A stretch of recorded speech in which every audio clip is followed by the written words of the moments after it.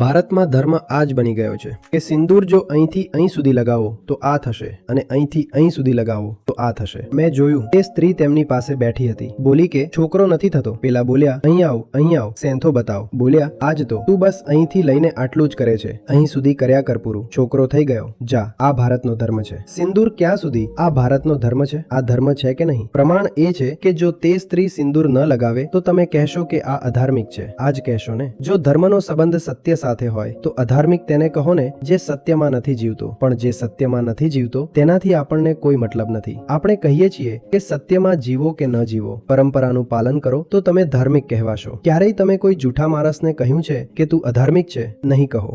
જે માણસ માન્યતાઓનું પાલન નથી કરતો એને કહી દેશો કે તું અધાર્મિક છે.